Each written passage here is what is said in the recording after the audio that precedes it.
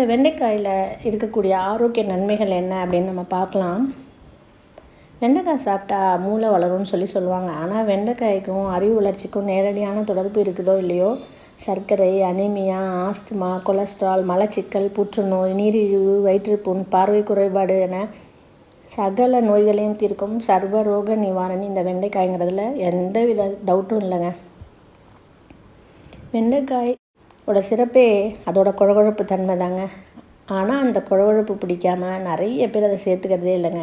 உண்மையிலே அந்த வழவழப்பு தன்மையில் தாங்க வெண்டைக்காயோட அத்தனை மருத்துவ பலன்களுமே மறைஞ்சிருக்குன்னே சொல்லலாம்.